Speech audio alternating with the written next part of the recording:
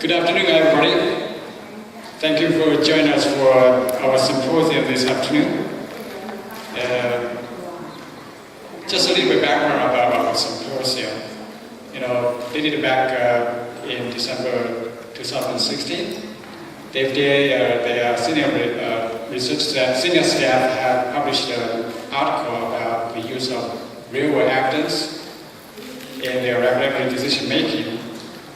And they raised a lot of issues about data quality, the ability of statistical methodology and control confounding, and application of those real-world evidence in regulatory decision-making.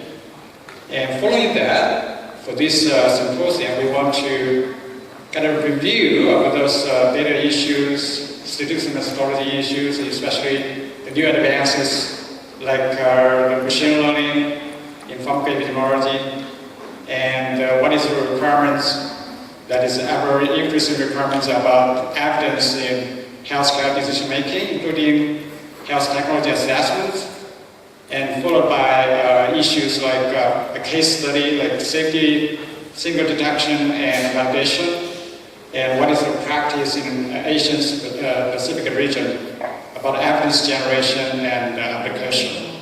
So with that, I would like to invite our first speaker, Dr. Sharon Wen.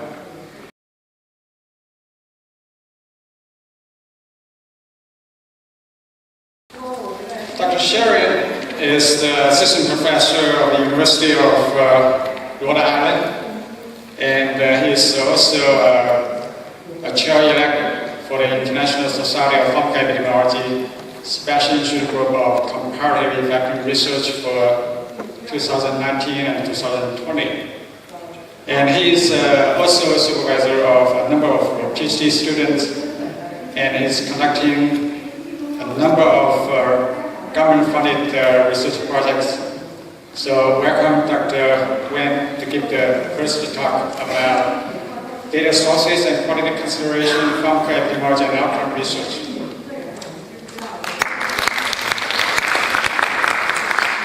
Well, thanks, Hongbo. Let's start our symposium with data, because that's the important tool that we use to conduct the pharmacoepi study, and we needed to build up a strong tool and high-quality tool so our study can be more precise.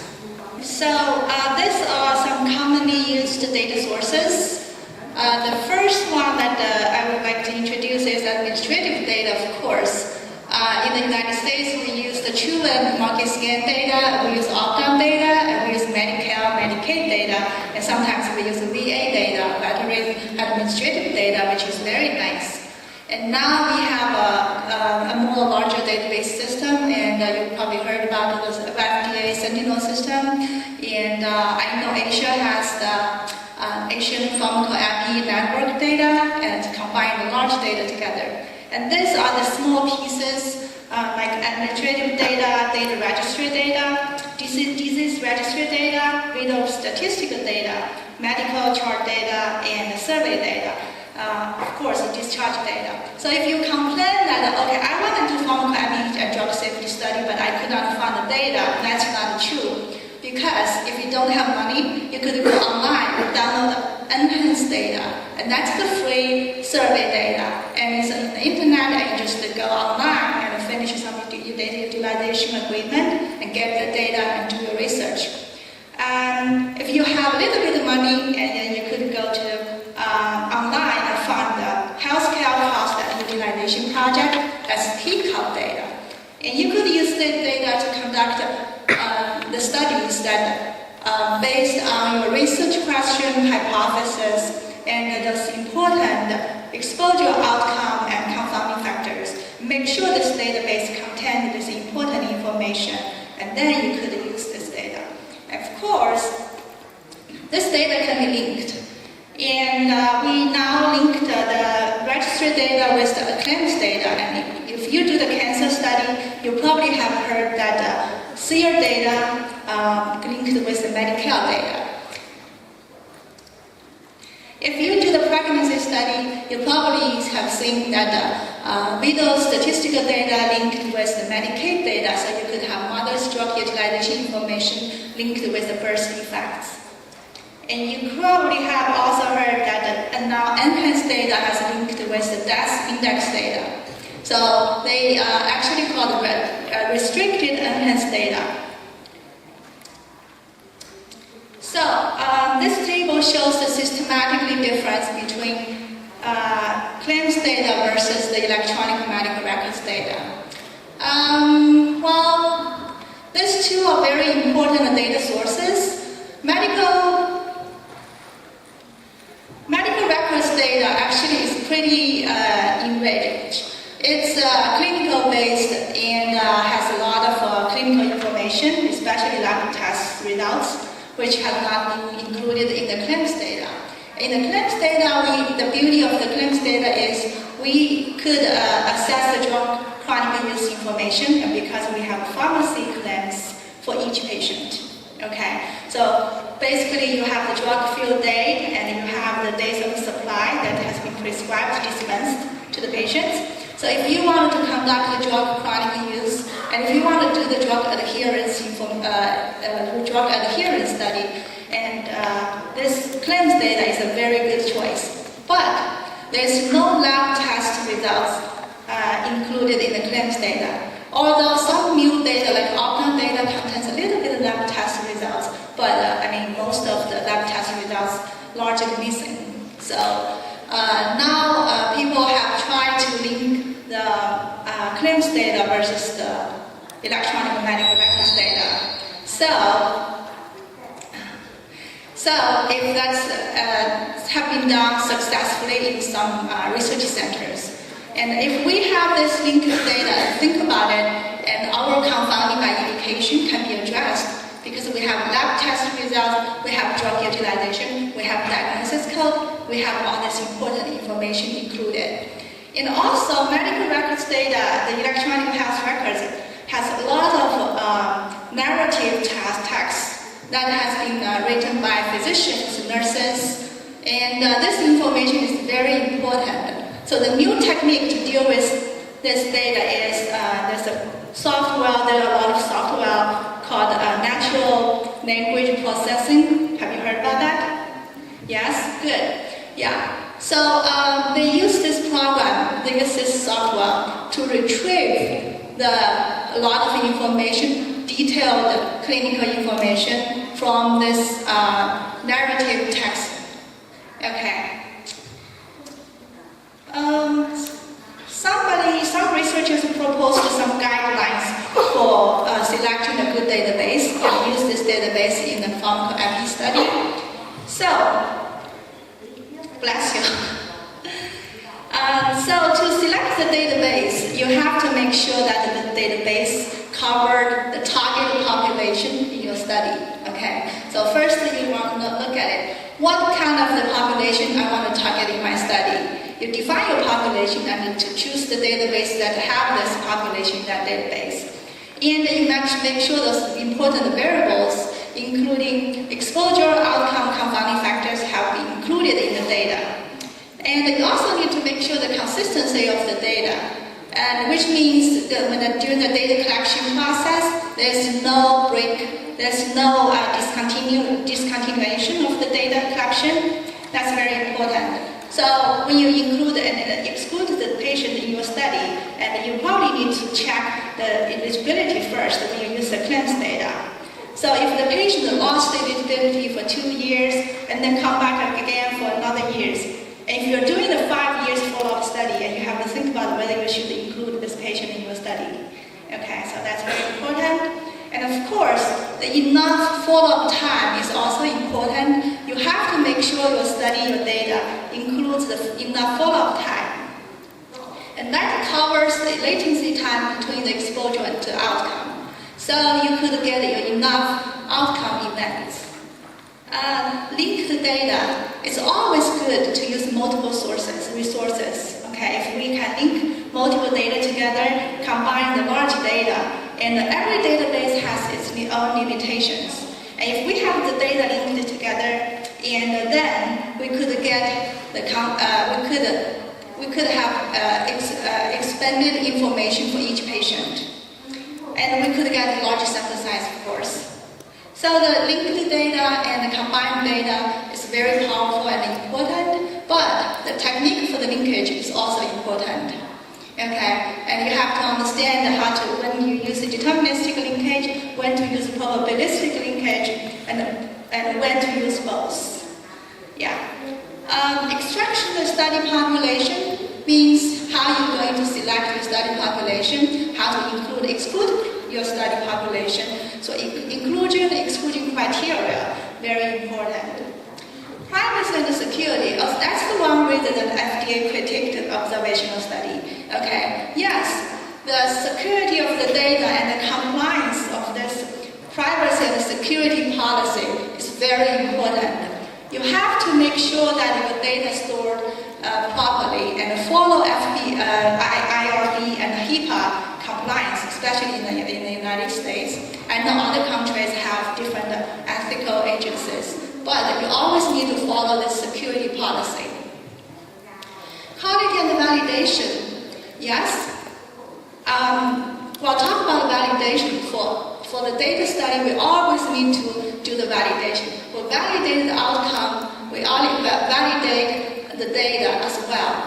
And we validate the data linkage. So the validation is very important and to assess the data quality. I'm going to talk about the data quality in the next slide. And documentation, of course. When you clean the data, when you extract the study population, when you conduct the data analysis, everything needs to be well documented. And that's the good way to conduct the database study and conduct the pharmacoepi study and make sure our study has high quality.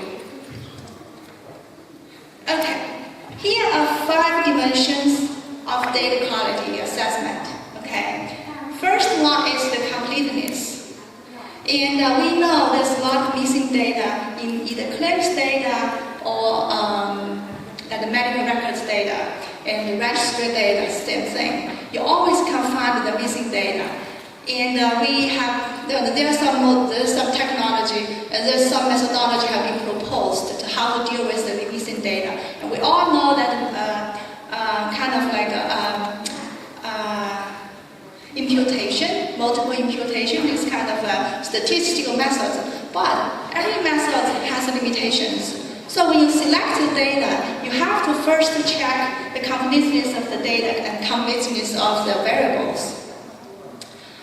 Correctness, the accuracy of the data. Yes, you could verify and validate the variables, with each other. For example, for you want to define the diabetes patients, you could use diagnosis code. You also could use diabetic drug utilization information, and you could validate each other.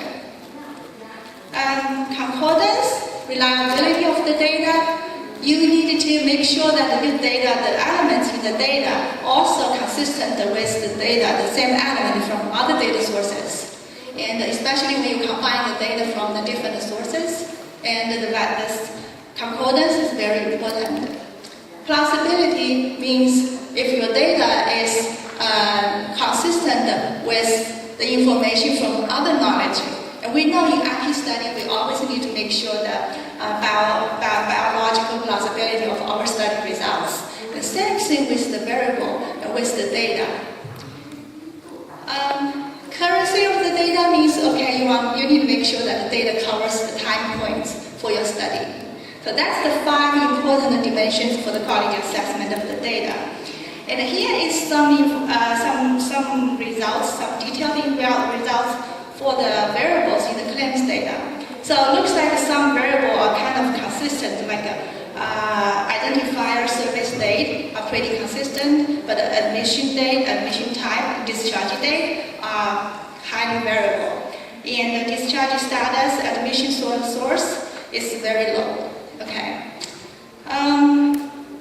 Talk about the diagnosis code a little bit. We always use diagnosis code when we try to define the outcome events. The validation is very important. Why? Because this ICD-9 code, ICD-10 codes, they come from either from inpatient or outpatient. But sometimes the definition of the signs, symptoms, complications with different hospital settings, although it will be different between hospital and outpatient. Okay, so you got to be very careful. And sometimes this diagnosis code is used to diagnose the disease, and it also could be used to rule out the diseases. So you have to make sure you use the right algorithm to define your outcome. And another reason, well, it's kind of like a dirty laundry thing, because the diagnosis code, think about, the claims data was designed for the claim purpose, not for research purpose. So the hospital, sometimes they like the physicians to use the diagnosis code for the more serious disease, so they could charge more to the patients. So that's the reason we got errors from this ICD-9 codes. We have to make sure that validate the algorithm, validate the ICD-9 code for our outcome definition. And so in that case, we make sure our data is more accurate. Okay, we already talked about a little bit about the linked data. Yes, it's very powerful, and now enhanced linked with the death index data. And a lot of pregnancy studies linked the registry data, death data, and claims data as well. So here are the two studies I have conducted. The first one is use the registry data. It's an organ transplantation registry in the United States, and linked with the death registry, death index data. So in this study, we assessed the patient survival and graft survival as two major outcomes. The second article was using the linked birth registry data versus the Medicaid data, and we developed the latent variable model to combine the different outcomes together to come up with a risk index to assess the risk for the infants and mothers both. Alright, in conclusion, database selection in the pharmacoepi study depending upon the research questions, study population, data quality, and availability of the key variables. So multiple sources can be linked to increase sample size and breadth of the patient information. Thank you.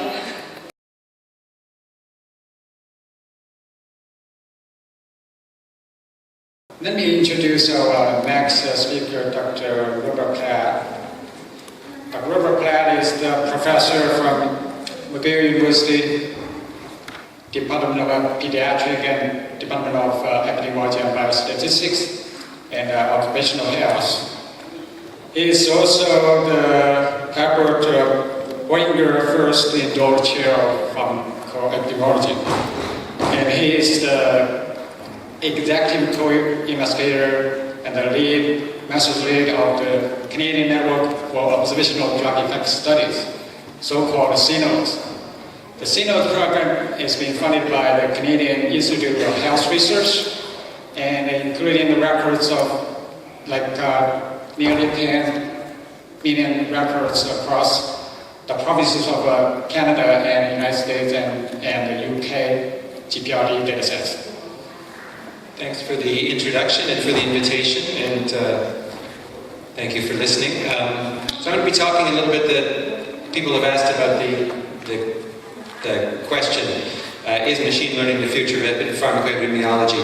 I could get us right back on schedule by just saying no and stopping right there. But I'm going to explain a little bit of why, and I'm going to explain a little bit about where I think machine learning is going to be useful in the kind of work that we do. There's some disclosures not relevant to this talk. Here again, I'm going to sort of summarize the key messages that I want to get across today at the beginning. First of all, design trumps the analysis. If your study is poorly designed, no amount of statistical or machine learning magic can save you. If you start with a bad study, you're going to end with a bad study, and you can throw as much technology as you want at it, it won't work. Big data won't save you either. Big data require the same statistical input into design and analysis as do small data. Some would say even more, because in big data, every confidence interval is narrow and every p-value is less than 0.05, so you have to pay more attention to the fundamentals of the study. There's no substitute for a good understanding of the source of the data. And so we had a nice overview of data sources just now, and the data generating process. How did that patient enter into that claims data set, and how did that specific claim get written down? Was it actually a diagnosis, or was it some of the other things that might have happened? There's no substitute for a good understanding of the underlying science and the research questions that you're studying as well. So now I'm finally going to get to machine learning. Machine learning, I'm going to argue this through a couple of different ways today, is really good for prediction. And if you think of most of the big examples of machine learning that are successful, that's really what they're doing. They're predicting something and using lots of data to do so. And I'm going to argue at the end that machine learning tools can help us in epidemiology in some settings. So I'll talk a little bit about machine learning, and then I'll talk about confounding, control, and observational data. And really the quick summary is I'm going to show how machine learning tools could substitute for the propensity score in some settings. So machine learning is a broad term, and everybody probably interprets it slightly differently. But taking it from this nice New England paper, I think this is a good summary. It refers to data-driven prediction models, where typically we're thinking about automated variable selection, we're thinking about complex high-dimensional relations in the data, and we're thinking about high-dimensional variable sets. It's really useful for high-volume, high-throughput prediction problems, and the standard example people give of this is your credit score or your credit rating. Every time you make a transaction, or even every time anybody makes a transaction with their credit card, it's updating these credit risk scores and determining whether you, with your next transaction, are at high or low risk of defaulting on the transaction. These things move at incredibly high volumes, or maybe there's a fraud that they're trying to detect. There are hundreds of millions of transactions going on every second. And the models are constantly updating, and predicting that risk is what's fundamentally of interest. There have been some uses of prediction modeling using machine learning in health, and there's some, I will call it weak evidence, that machine learning has done better in some settings than standard predictive analytics. That typically is in cases where the prediction problem is very complex and involves enormous amounts of data, like prediction involving images and things like that, where brain imaging, it's very hard for an individual to digest that and to convert a brain image into just a few variables. It's very easy for a machine to scan a large amount of image data and decide this one is high risk for some outcome. I think it's easy to argue that machine learning is not useful for learning using external assumptions. So causal inference 101 in epidemiology classes, we teach causal inference is using data plus assumptions to make inference about whether a drug causes an outcome or not. Machine learning can't do that. You can't impose assumptions, external assumptions about confounding or causality very easily onto a machine learning problem. And as a consequence, machine learning is not that useful for causal or ideologic inference, or the kind of stuff we typically do when we're thinking about comparative effectiveness or safety. That being said, I talked a lot about how machine learning is good for prediction. Well, the propensity score, the tool that we use in not all, but a lot of our studies, is a prediction model. We're trying to predict this probability of treatment given a set of covariates. We're not particularly interested in the covariates and the coefficients within the propensity model. We may want to look at them for diagnostic purposes, but when we're using the propensity score, those are not our fundamental thing that we're interested in. So the question we could ask is, maybe this is a spot where more efficient tools like machine learning could be used appropriately to improve our inference. The problem in pharmacoepidemiology, and anybody who's worked with administrative claims data, like was just described, will be well aware of this. We typically are thinking about hundreds or even thousands of covariates in our model. We're thinking about all of these different claims for all of these different outcomes, or these different diagnoses or other exposures. And it's not that easy to digest that for a human, to digest those thousands of claims and work with them. So Sebastian Schneeweiss and his colleagues proposed the high dimensional propensity score, which is a tool for quickly screening through those hundreds and thousands of covariates and identifying the ones that are most likely to indicate confounding and to be useful for confounding control. That being said, it's now time maybe to think maybe machine learning tools could be used to replace the propensity score, to fit the propensity score, and since they're good at prediction, maybe they won't work well. So when we think about machine learning to fit the propensity score, we could think about logistic regression. That's our standard way of fitting the propensity score. And then there are lots of machine learning algorithms out there that are used for prediction. So Lasso is one simple one that refers to an algorithm that says, okay, any coefficients that are small are probably not worth dealing with. They're probably close to zero, so I'm going to ignore those. Regression trees or classification trees try to bin people, similar people, into groups and say, okay, this group looks like it's the same, and they should all have the same propensity score. Then the list goes on and on. Random forests is, as you might think, an amalgamation of a bunch of trees. Then bagging and boosting are other modifications to different algorithms. And then there are others. There are new ones being developed all the time. What I'm going to focus on today is what's known, or what's been popularized by a group at Berkeley as the super learner, which sounds fancier than it is, because essentially what it does, it says, I don't think that any one of these tools here is necessarily going to be right, so I'm going to fit a whole bunch of them, and then I'm going to average across them to say, okay, the prediction is, if I have 10 algorithms, the prediction is the average of those 10 predictions. Okay, so Schneeweiss and colleagues have done a comparison between machine learning and the high-dimensional propensity score. They compared HDPS matched methods to several others. They fit different models for the outcome, including machine learning models.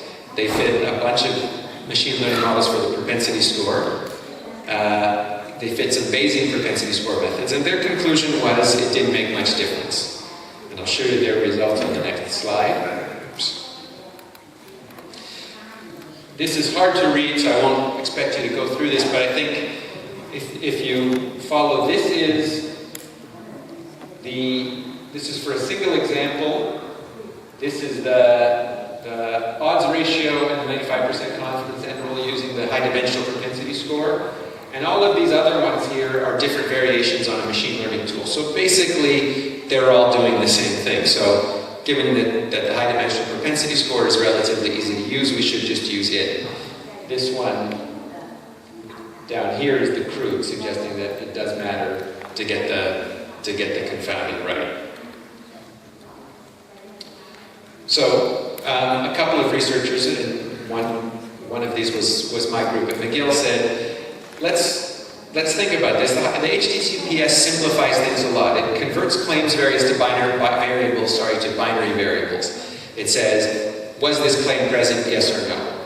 That makes model fitting easy, but it makes it more complicated if we have continuous variables or potentially nonlinear associations in our model with those continuous variables.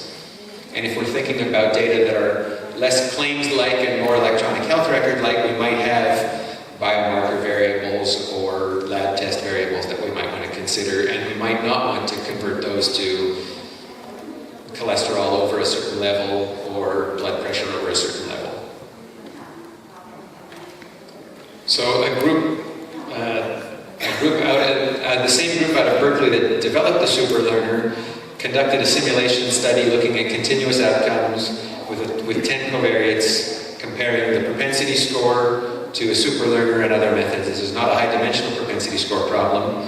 They only use 10 covariates, but they showed that the super learner, again, this model that averages over a bunch of models, performs better than the propensity score, the standard logistic propensity score in developing predicting the treatment, and then overall in getting better outcome models. So our team, my research group at McGill looked at this again.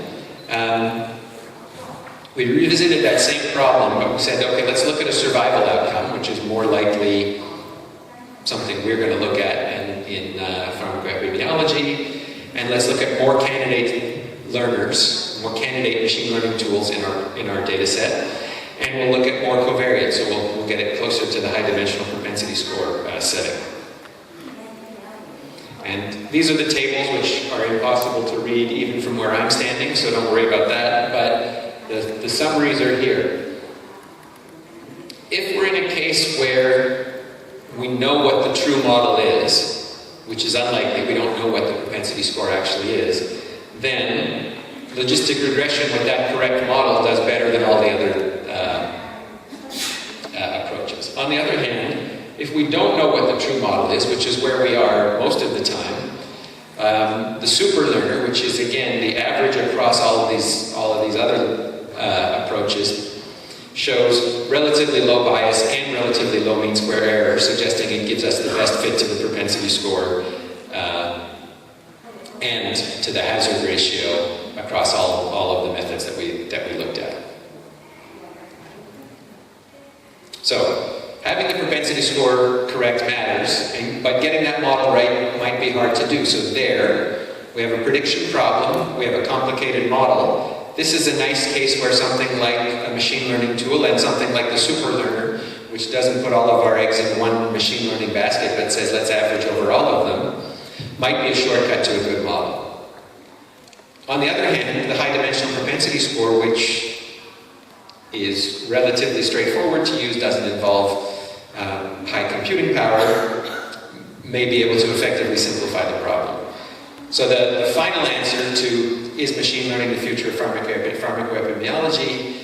Yes, it can and should be used to predict in some settings, and when we have prediction problems, it may be a useful tool. In particular, with something like the propensity score, it might be a useful tool, but it won't be useful to do causal inference by itself, that is, without external information, without external sources of assumptions and knowledge. So, thank you very much.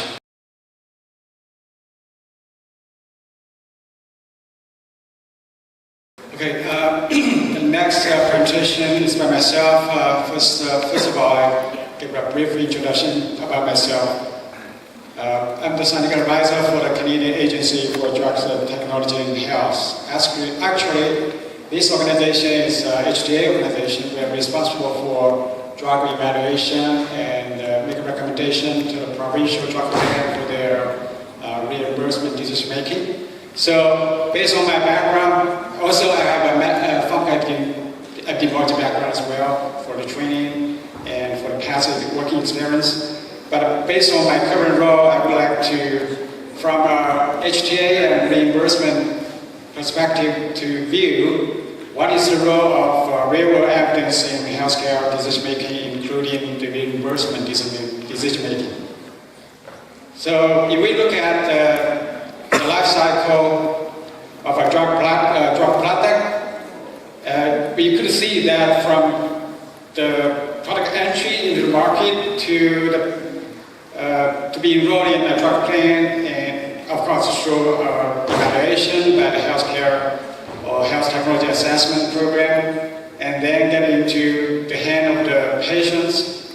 At each of the critical cut point during this process, the real-world evidence could play a role, especially in the health technology assessment and in a more optional use of the drug in patients.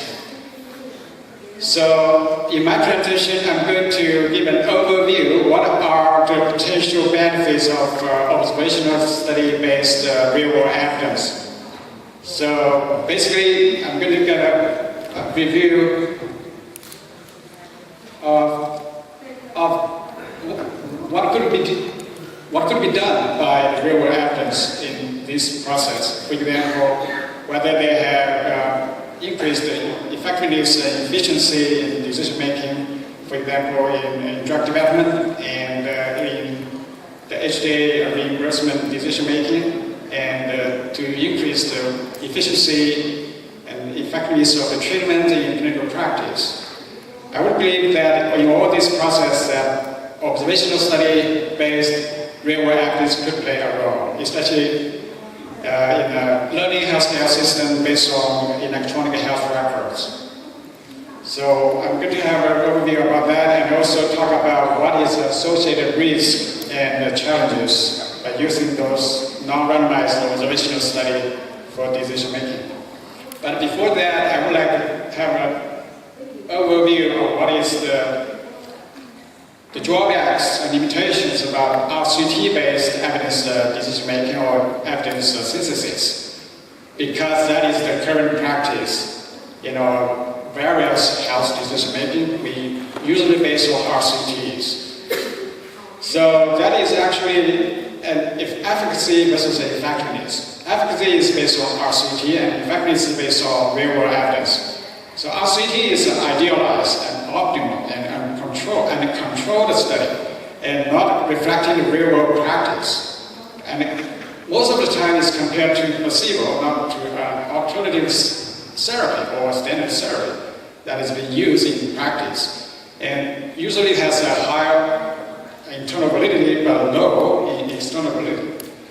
And moreover, RCT-based study, usually it is highly selective population, and for example, excluding lots of patients with comorbidity, severe disease, or patients with concomitant treatment, and excluding also those patients with poor compliance to such treatment by using, for example, like a running period in trial design. And often in those trial design, there is a short in duration for insufficient patient follow-up. And that is also important for safety issues. And another limitation for RCT is that there's insufficient study power for detecting any safety issues. And negligible study power, for example, is difficult to detect any adverse events that is rare, like less than 1%.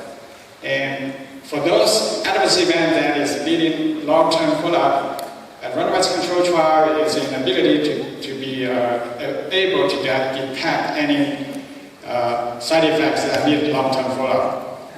I would like to give an example why this is a big issue, especially for reimbursement, value-based reimbursement decision-making, because it compromises the cost-effectiveness assessment. For example, in Canada, annually, there's 150,000 hospitalizations associated with adverse events in drug use, and 12% of emergency visit is associated with the drug use, and it sometimes costs 10,000 deaths. So that is a big problem, and it's going to severely compromise the cost-effectiveness assessment.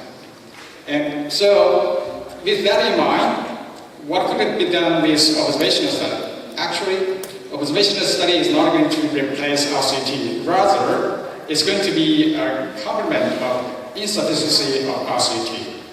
And as we know, that observational study is going to include a diverse patient population, and it could have a comparison with a range of different treatments, and it's also going to have information about health outcomes. And usually a non-randomized observational study could include long-term follow-up, and of course there's a larger sample size. So from payer and HTA perspective, the high quality of evidence on whether drug improves health outcomes and whether that evidence could provide a value for money decision making is very important. Because this is regard to both the clinical effectiveness assessment and cost-effectiveness assessment. And we would like to see evidence that is comparing the drug with existing therapies, including the standard therapies available in our healthcare system. To make matters worse, the randomized control trials, especially nowadays, they are more likely to use surrogate endpoints or biomarkers. And this is especially the case for orphan drug development for rare disease. But that use of biomarker markers or surrogate outcomes usually cause a problem that those surrogate outcome is not really correspond to the hard outcome that we want to see. So that's the problem.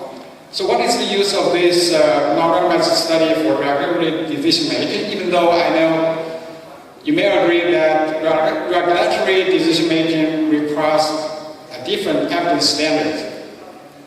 For example, they would more likely to use a placebo-controlled trial if it's applicable. But for us, we would always like to use alternative treatment as a comparison. So for regulatory decision making, they could use real-world data to make a decision about label extension. And if a drug is already in the market, if there's a new indication found by observational study, FDA would like to make an improvement based on that. And also, it is already into practice that FDA is going to approve a medical device based on observational studies. So that's the major big use in regulatory framework. Lastly, but not leastly, real-world data, especially by using observational study, is very helpful for us to do such a learning process in healthcare decision. In healthcare systems based on electronic health records or other related databases. A learning healthcare system has been envisioned almost a decade ago. I think that is a very idealized situation that we can learn from everyday practice. For example, each patient, whether they have failed or been success in one treatment, by learning that records or that data, that we can provide an informed decision making for the next patient. I think that is a really idealized situation for medical research and for especially personalized medicine. And in this regard, I think the real-world evidence or observational study could play a big role. Actually, worldwide, there is an increasing use of, or increasing generation of real-world data, real-world evidence. For example, like Asian Pharmacoepidemiological Network, ASPIN, there are a number of studies being conducted by them, and our next speaker, Dr. Nico Pratt, is going to give a presentation on that. And as Dr. Pratt mentioned about Canadian Network of Observational Drug Effect Studies, we have generated a lot of evidence based on that study system. The U.S. Centennial Initiative for Post-Marketing Monitoring of Drug Safety Studies and other contemporary studies is ongoing now. And in Europe, there's a Galileo initiative about the generation of more real-world data for decision making. So worldwide, there's an increased generation of real-world evidence and the application of real-world evidence into various scenarios, decision-making process. So what is the risk and the challenges associated with this use of observational study, non-randomized? About 100 years ago, William Osler, by the way, William Osler is a distinguished Canadian physician, and he said that medicine is a science of uncertainty and an art of probability. So in medical world, there's always uncertainty. It is not a matter whether you could eliminate the uncertainty or not. It is a matter that we get a sense of uncertainty. That means we measure this uncertainty and then we manipulate that uncertainty. That is the art of probability. So keep that in mind that uncertainty is always there. It is a matter how we can get a sense of it, whether we can tolerate that uncertainty. So under different scenario, under different situation, we have a different tolerability of this uncertainty. For example, in using real-world data, of course, we have, like FDA said, there's a lot of issues like data quality issues, data leakage, and data analysis issues. So these are the three key issues that we have to handle, or key major challenges that we have to face. The quality issues, for example, like incomplete data, lack of detailed clinical information, missing classification, these are all issues. And also the long randomized study design causing lots of trouble like selection bias, confounding, information bias, and inability to make a causal inference. So whenever we make evidence based on non-randomized study, if we want to make a critical appraisal, we have to consider all these issues. But having said that, these are a lot of issues associated with non-randomized study design. That doesn't mean that we should not use those evidence.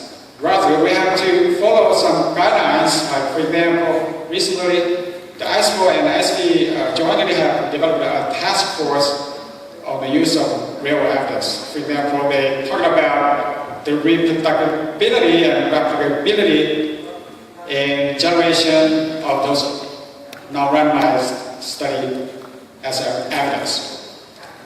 To my understanding, the reproducibility or replicability is more like something like you have conducted 2 trials. Usually in FDA regulation, they ask for the manufacturer to conduct 2 trials to make sure that you truly have a valid findings.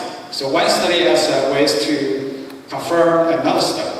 So if we have a number of studies, they point to the same direction, I would say we have more confidence about that study results. So that is about the reproducibility or replicability of the results. And transparency is also important in reporting, because in that way, you are not in a black box. We have no way to know what is the shortcomings that you do your study, and we have a way to make a critical praise of your study. So transparency is very important. What you have done, what you have not done, so need to be reported in your publications. And moreover, as Dr. Platt mentioned, the advancements including machine learning or other high-dimension propensity score methods would really move forward in development of new methodologies in control, more effectively, the confounding issues, and the study design issues could be handled by, for example, carefully avoid any selection bias in study design stage when we do the study. And healthcare system, especially in electronic health system, is evolving fast. As I know in China and like the rest of the world, there are more and more use of electronic records, and those data is getting more and more complete. So under the new era of big data and high technology advancement, we should be more confident that real-world data is going to be much closer than ever before to that high bar of randomized control trial in data quality. So I'm going to have to make a review of one of the articles that has been recently published. It is a systematic review of reviews comparing RCT with observational studies, which has been conducted for reviews that has been taken place in January 1990 to December 2013, almost 20 years, more than 20 years. So nearly 1,600 meta-analyses that cover nearly 230 different medical conditions have been reviewed. And the review of the review including 15 reviews with mean number of study ranging from 19 to 530. The mean number is nearly 180. So they include this study, and which is prospective, retrospective cohort study, case control study, and cross-sectional studies. The review of the review found that there's no systematic difference between RCT and observational studies. So that would be a good news that we are not too far from those RCT findings in terms of effectiveness of the drug. So in conclusion, I would say well-designed, well-executed, well-reported, non-randomized observational studies are a critical component of overall body of evidence. And I mean, well-designed means at the very beginning you have a good control of the data quality you want to generate it, and then you have a well conduct of those trials and keep it transparent by making it well reported, and And if we can make sure all these three basic elements has been maintained, then the quality of observational study should be found for decision making. And the quality of evidence could be maintained also, as I mentioned, under various different guidelines.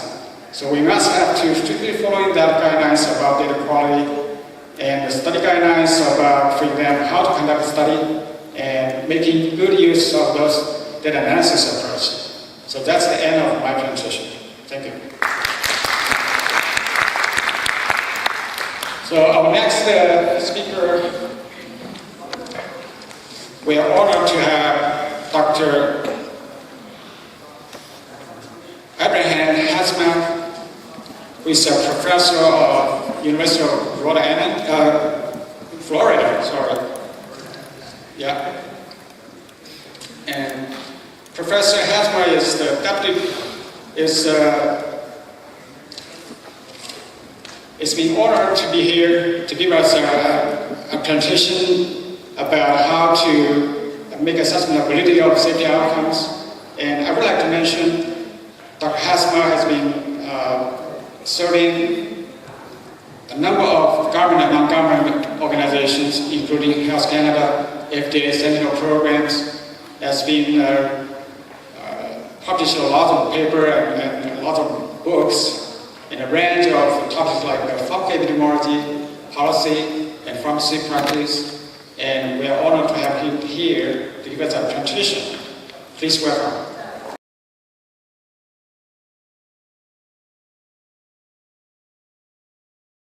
So the reason for that, because here in Sinan, my lovely daughter entered my life, so I have very good memories of that I carry with me. I'm asked to talk about the Sentinel system over here, and that's what I will do. I have served actually in the FDA's Commissioner's Office to set up the Sentinel system, and I've also advised actually the center grant for the SME that was given to Assembly Suiza to set up actually the Canadian system, and it has been very fruitful as well. So what I want to do in my presentation, I'd like to define pharmacovigilance in the broader context of medication safety, describe some trends in active drug safety surveillance, and the other parts of my presentation probably have gone under the floor because of the time limits that we are facing here. So what is the background? The background is actually that the FDA's Amendments Act from 2007 required the FDA to put an active drug safety surveillance system together. Active is different from passive.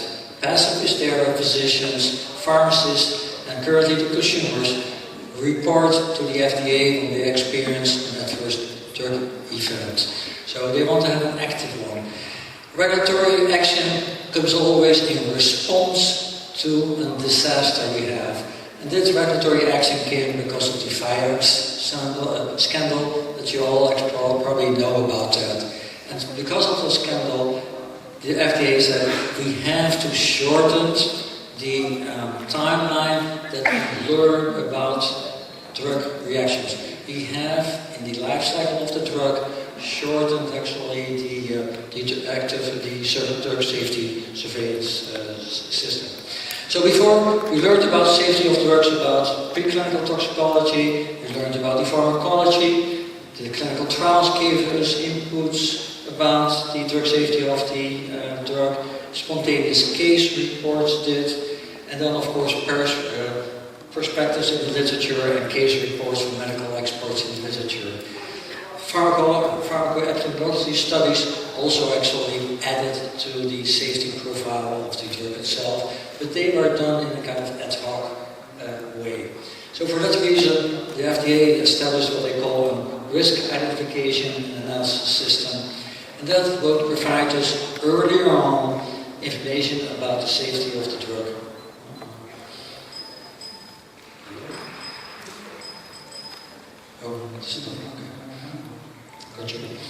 And it gives us also evidence about the benefits of the product, about alternative treatments, and about decision making. So let's talk about serial detection. Serial detection is the passive safety systems. Edwards is one of those systems. Then we get the active drug safety surveillance, the Sentinel system. We want to know in what kind of circumstances the adverse event happens. What kind of population is at risk, what time, how much exposure, all those things that actually allows us to develop an appropriate study. And then we actually like to do what we call formal pharmacoepidemiological studies. So what are the information, what kind of information do we have? We have the passive systems, and in the US we have the first medication systems. All of you that want actually to access the system, you can use a web-based search or browser that allows you to go to that and look for adverse events. The mount device is over there, about the devices. Very important area that is developing very rapidly because our populations are aging and they use more and more devices. Some of you that are starting your career in pharmacoepidemiology, I think devices is an area to look into. The first vaccine report is over there. The CDC has a very nice search machine. It's called Wonder. It allows you to look at all vaccines and looks at actually all adverse reactions that are reported over there. So now we have what we call the active drug safety surveillance system. We have the Drug Safety and Epidemiological Network, the DSMEN. I think this Nancy knows, it's actually changed in name. We have the Sentinel system, and I know that Darren Toh will actually talk a little bit further about the Sentinel system. And then we have some of the programs, the OMOC program, that actually translated in the OHDSI, that actually looks at safety itself. And I want to talk about pharmacoepidemiological studies. What is the Sentinel? Sentinel is a contractual agreement between Harvard, Pilgrim, and the FDA. The active Sentinel monitors the safety of FDA-regulated medical products through assessment of routine collected electronic health data in response to the FDA's concerns. I will come back to that because one of the requirements of that system is having a disparate data system in place. And I think that Darren will talk about the variability in the different disparate databases. It does not require patients or clinicians to initiate a report.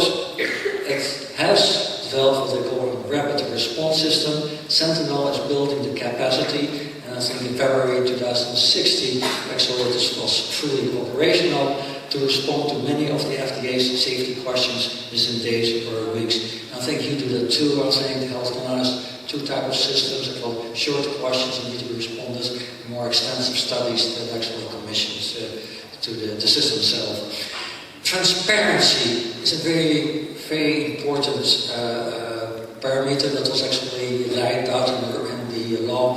The FDA has to be transparent about the safety questions that are being addressed, but also transparent about the protocol that actually is being used. So people can actually provide input, industry can provide input in the protocols that will be used for actually looking at these safety profiles.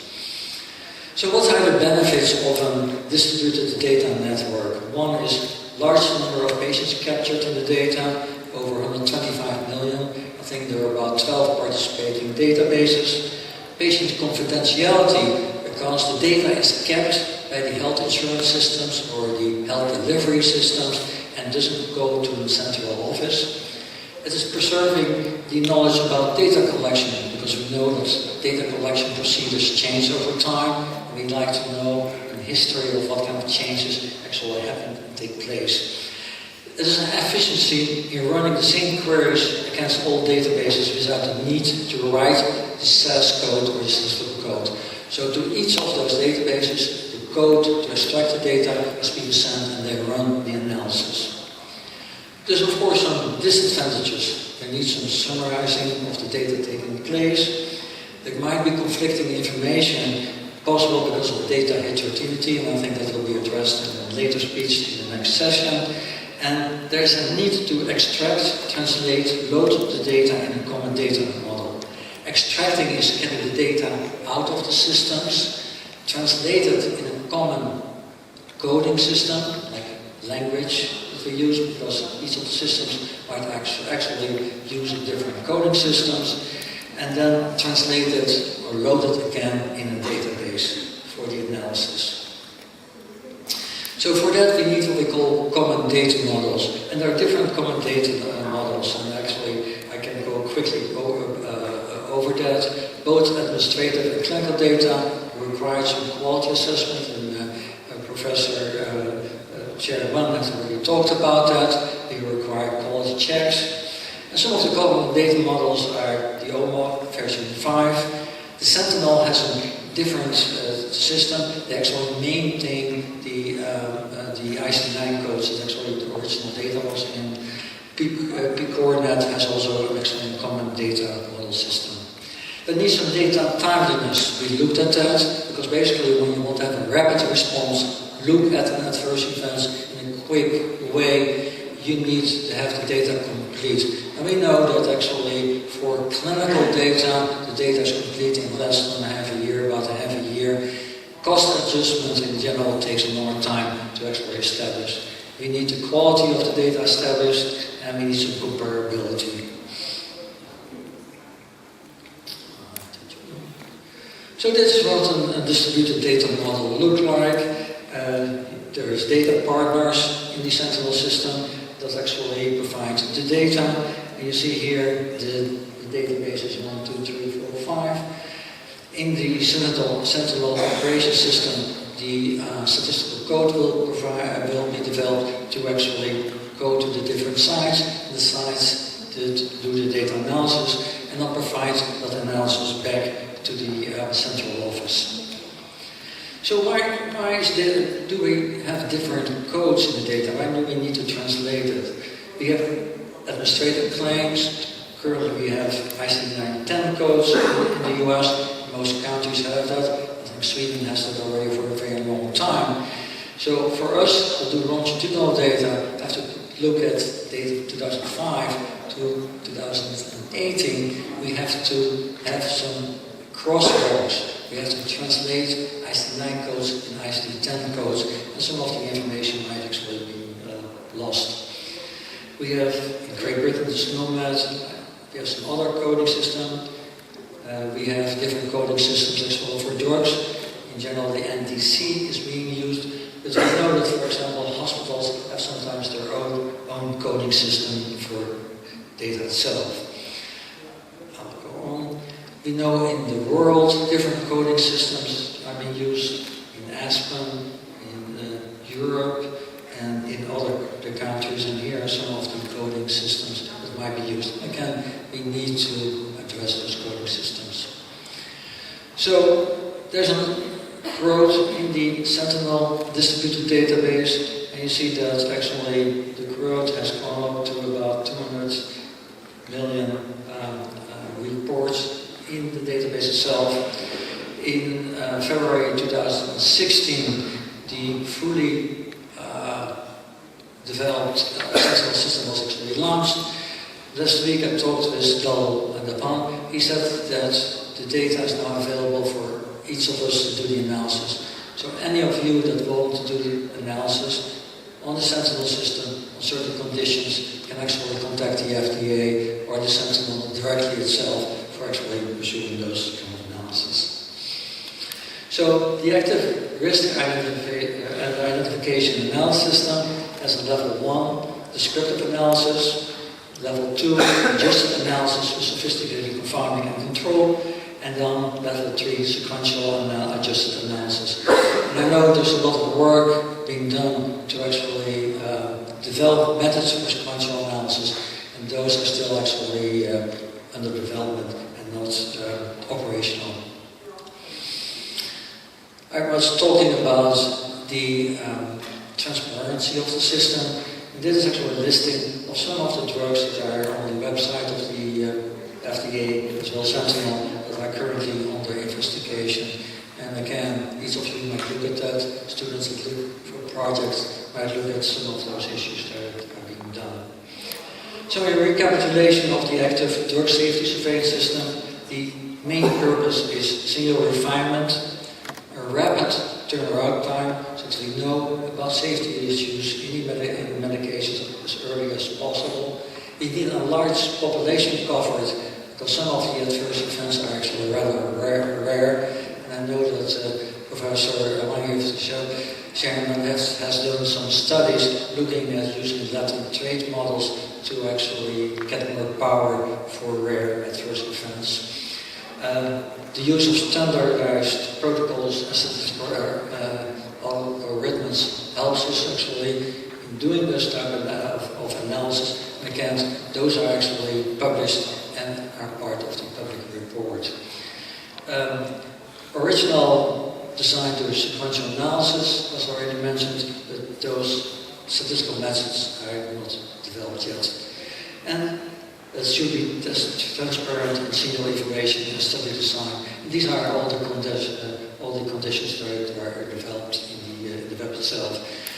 For further information, please go to the following websites over here. That gives you some descriptive information. I want to make one comment over here. We were talking about clinical trials and the importance of clinical trials. But when you look at post-authorization studies and you look at the website of the FDA and the EM, you see that about 1,000 studies are actually listed, current active, that are required. So the industry is actually required in about 1,000 studies. Of those 1,000 studies that are required, about 90% are observational studies. I think I saw or noticed only about 100 studies that were actually clinical trials. So again, observation studies are an important way or method to learn better about the safety issues of the drugs itself.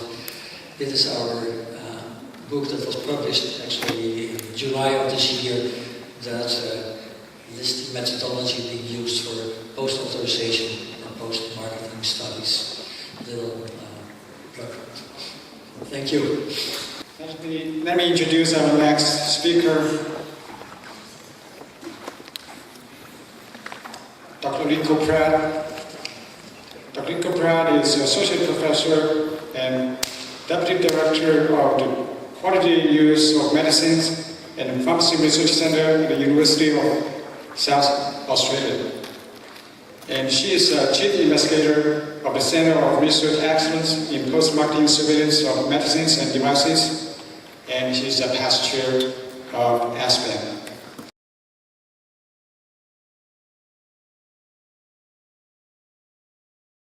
Okay, good afternoon everybody. We're running a little bit short of time, so I'll make sure I get through my slides in enough time. We can have a couple of questions. So what I'm going to do is really bring together everything that we've talked about this afternoon and how it relates to evidence generation in the Asia-Pacific region, and talk about evidence generation and application. So as you know, this symposium is really discussing this paper that was published in the New England Journal talking about real-world evidence. And pretty much every talk we've had today has used this term, real-world evidence. So it's obviously a very important subject for our society. So as we know, the value of that real-world evidence generated from non-randomized observational studies really depends on two things. It depends on the quality of that real-world data in terms of the completeness and the generalizability of that data. And it is dependent on the quality of the real-world evidence that is generated from those data. And in particular, we've heard a lot about the methods that we need to use in order to really value that evidence. So the practice in the Asia-Pacific region. A lot of work has been done in the last 10 years, actually. It's the 10-year anniversary of the ASPEN network. So ASPEN is a multinational research network and was formed to provide a mechanism to support the conduct of pharmacoepi research and to facilitate prompt identification and validation of emerging safety issues among the Asian countries. So there was a paper published around the data sources that are available in the Asian region. And what that publication has shown is that there's quite a variable source of information. For example, we have hospital EHR data, we have claims databases, and we have registries. Most of those data sets are very long. They've been around for a long time, over 10 years. They contain many millions of patients and generally contain population data of all ages. What's also really important is that those databases contain all of the information we would tend to need for a pharmacoepi study, demographic information, and importantly, diagnoses and drug information. Again, importantly, these databases have a fairly similar sort of coding system. So, for example, medicines are generally ATC coded, international classifications. The diagnosis information, ICD-10 codes are prevalent. So, the Asian Pharmacoepi Network, how do we generate our evidence? Well, we've gone through a process along the way. We started with a common protocol, then we moved to a common analytic program, and then a common data model, which we've just heard about. So the evidence we've generated from those approaches, we've done a comparative safety study of NSAIDs using a common protocol. Now that study took quite some time. We each had the protocol, we had to translate the protocol into different SAS programs. The Common Analytic Program has generated evidence, different topics, so antipsychotics and acute hypoglycemia, cardiovascular safety, and methylphenidate, and so on. And recently we have converted to a common data model. So what is this common data model? Aspen has used the OMOP CDM, and what a CDM means is a translation of data sets, disparate data sets, into a common data structure. So we have standardised clinical data, looking at the drug exposure, the visual occurrence, and so on. We have standardised health system data, standardised health economics, derived elements, and all of that comes together using standardised vocabularies. So the conversion of our Asian databases to OMOP CDM means that we have a standard data structure. And to get a standard data structure, we need to translate different data sets into a common data set. So here's an example of two different databases with different data structures that have been translated into the OMOP CDM. And if we think about what the Sherman publication said, is that real-world evidence really is enhanced when we harmonise the data that are collected and create unified systems. So the conversion of the Asian database to the OMOP CDM also helps us standardise the data content. And here's the example of all of the Aspen datasets that were involved in this conversion and how they translated into the CDM. And you can see that the conditions, which are the ICD-10 codes or the diagnosis codes, were very often mapped quite completely to the CDM. Medication data was also the same. There was a translation for most of the medication records into the standardised vocabulary of the CDM. Procedures were a little bit different. So again, if you look back at the Sherman data, this means that we have computable phenotypes which allow researchers to identify cohorts across multiple data sources. So the advantage of the CDM, it provides us a research infrastructure for the ongoing sustainability of Aspen, which is important because it's very well unfunded.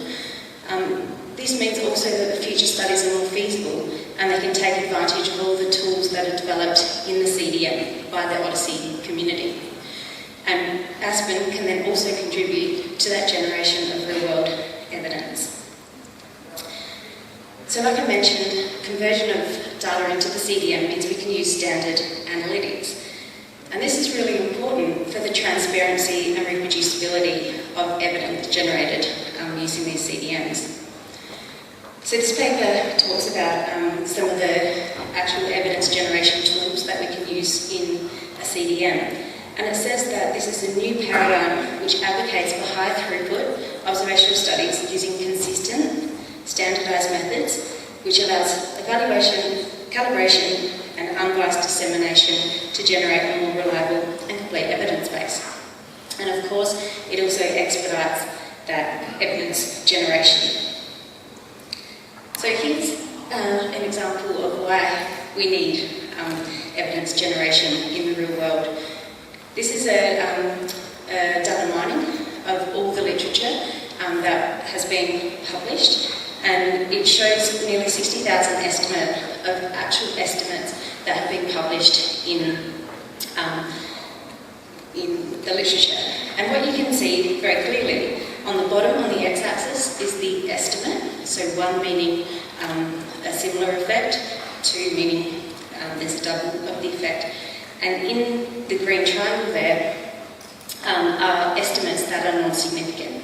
So we've got the estimate against the standard error. So the standard error is large, meaning there's no significant difference. And you can see this dark spot on your right-hand side there. And that is saying that many of the estimates that are published in the literature are significant. However, if we look at a particular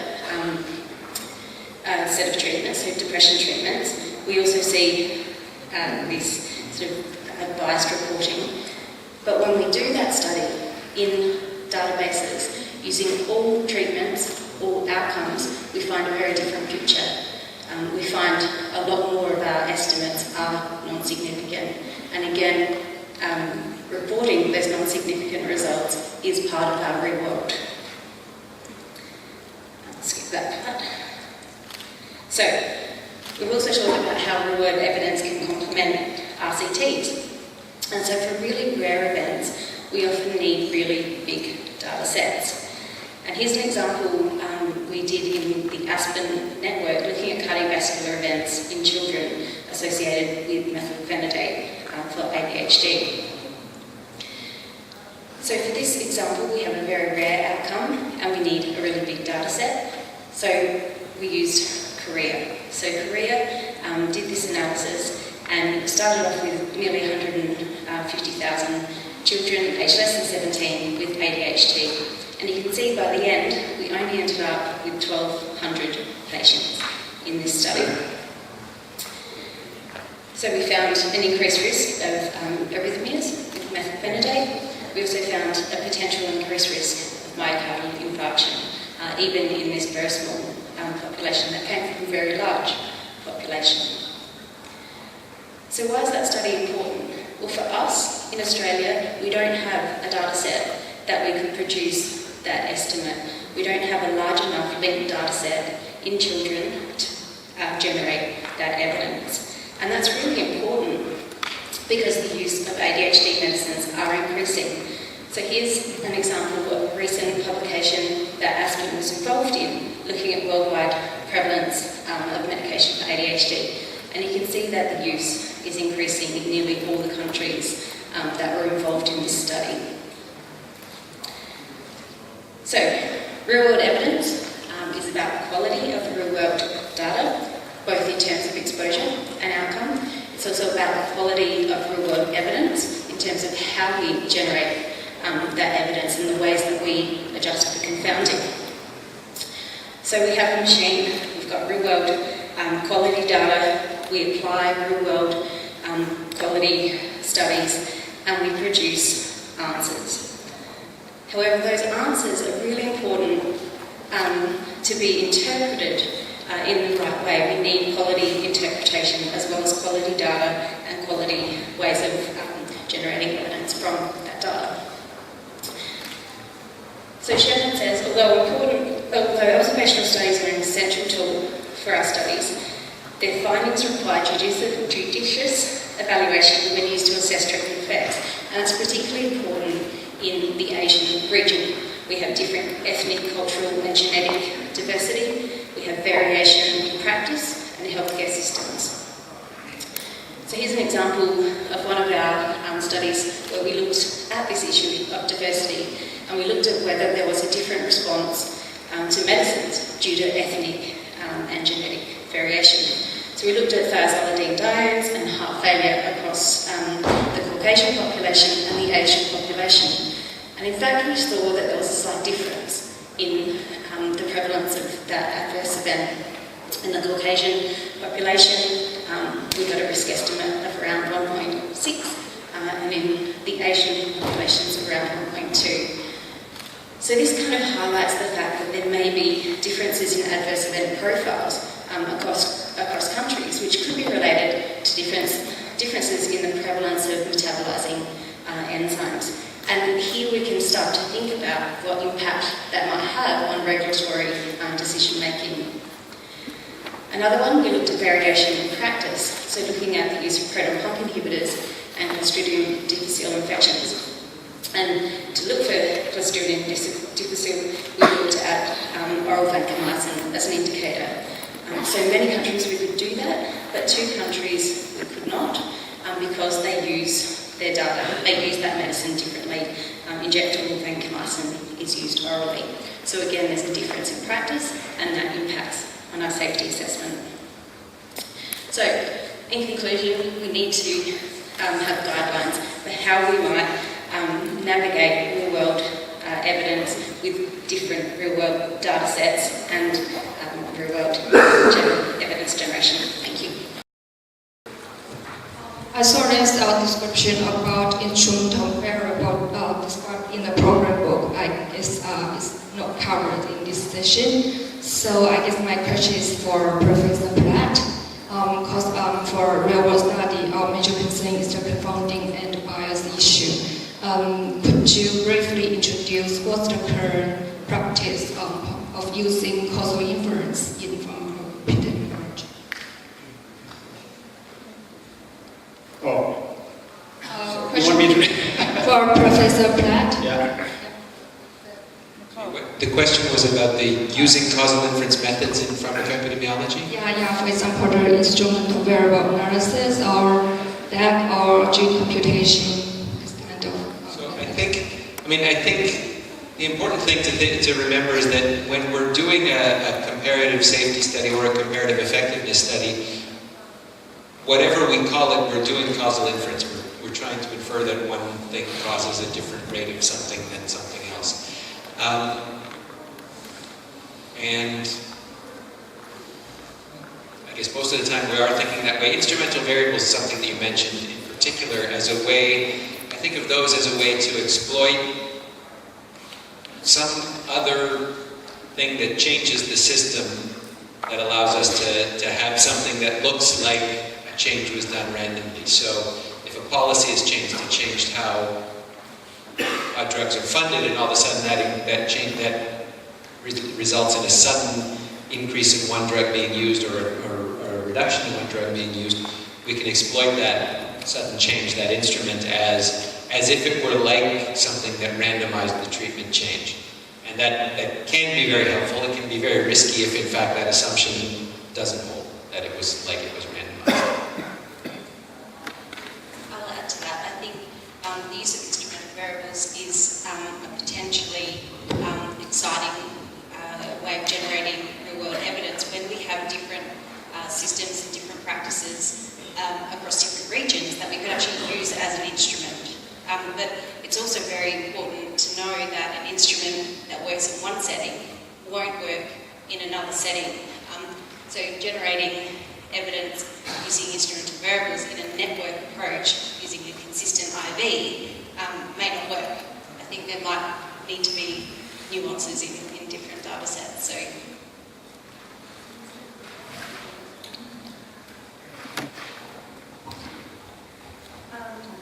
Well, actually, I think, causal inference would be very useful for our epidemiology study as well, although they have a lot of assumptions, and those assumptions may not be satisfied in any study. But, for example, I think first the instrument variable, and you have to make sure that the assumption for the instrument variable are being satisfied. Okay, that's very critical. It's hard to find a very good instrument variable. We all understand that. Second, another thing, besides the instrument variable, also modular structure model and time-dependent variables, and these are very important in any study. And if you have some time-dependent variables are given compound factors, and then you have to consider using the multiple structure model, use the inverse probability treatment weighting. And if you have state action files, then you have to think about the multiple structure model plus inverse probability treatment and plus sensory weighting.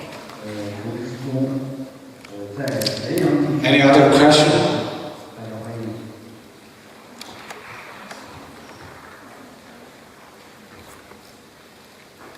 Maybe I have a question for Dr. Platt. I know you talk about machine learning and whether that is the future for pharmacoepidemiology. I totally agree that that should not be the future for pharmacoepidemiology.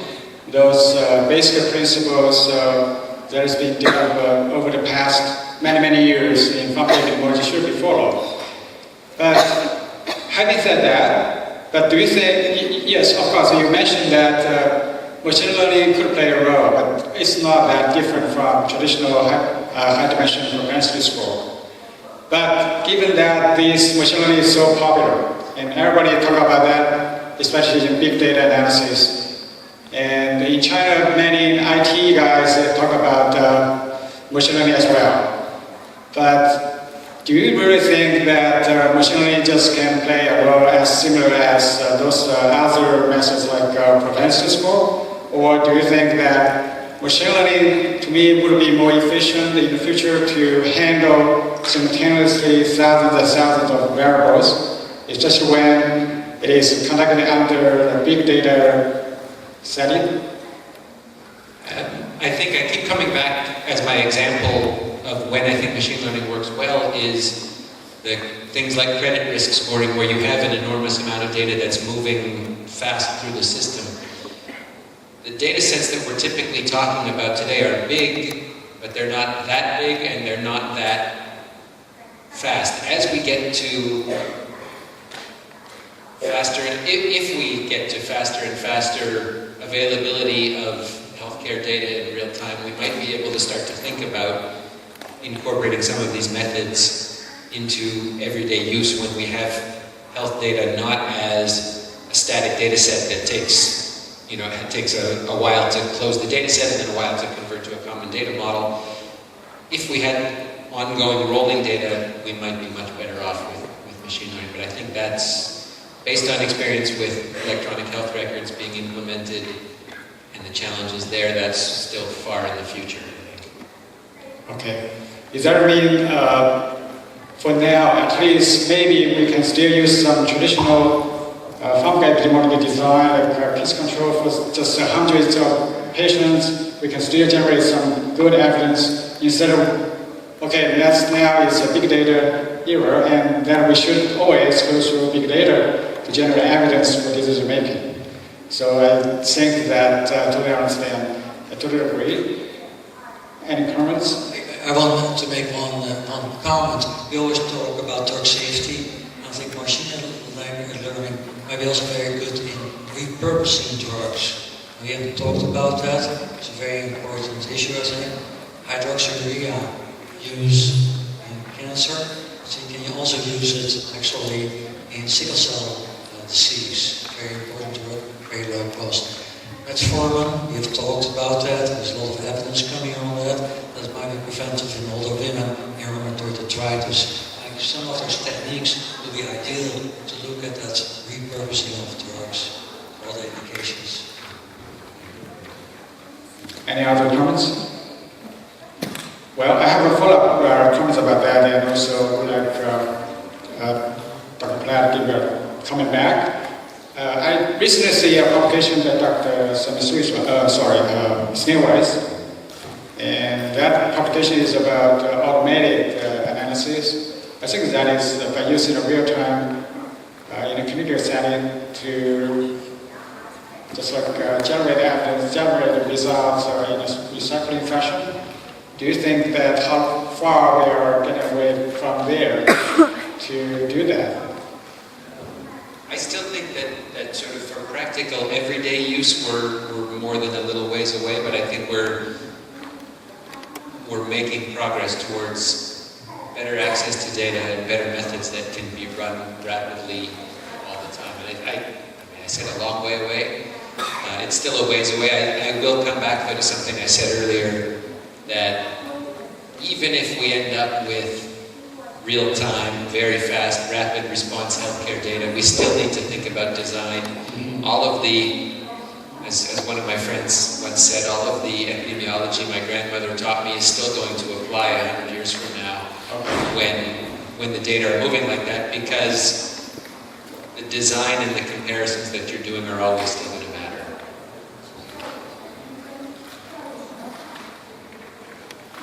So any other questions from the audience?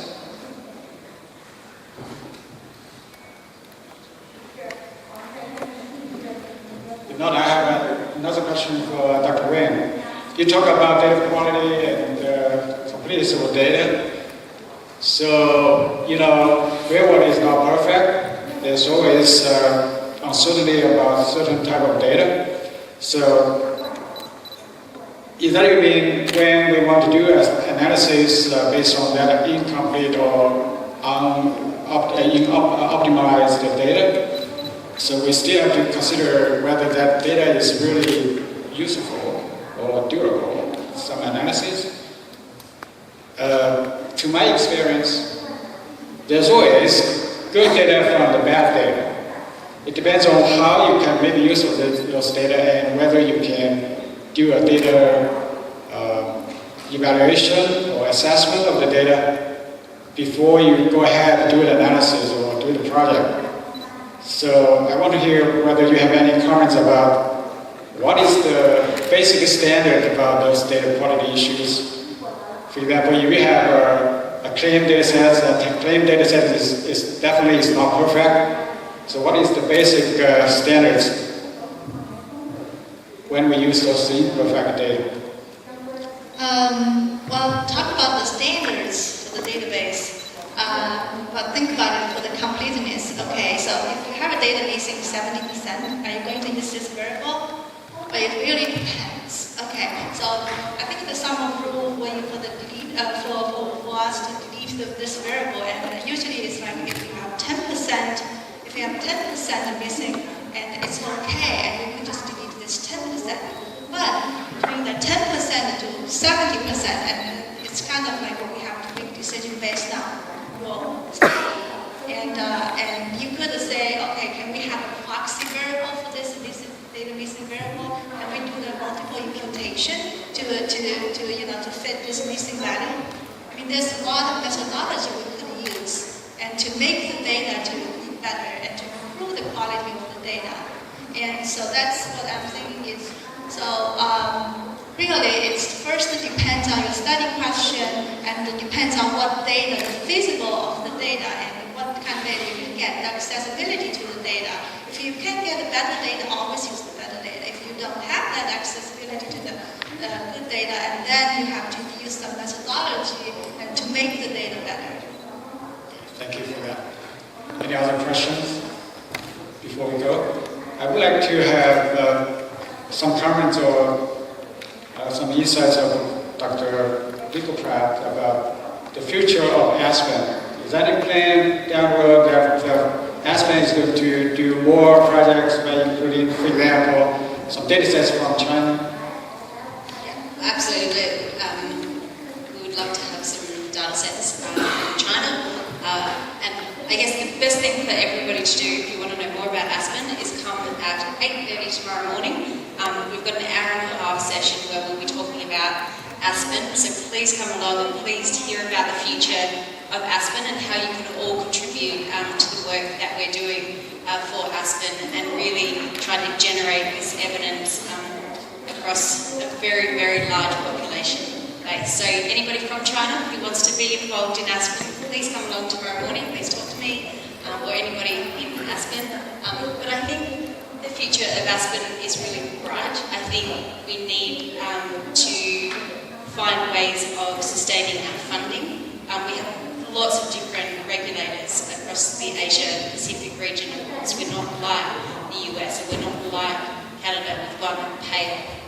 There's many, many payers, many regulatory bodies across the Asia region, and we really need to try to consolidate all of those in research framework, I guess prioritising research questions across the region.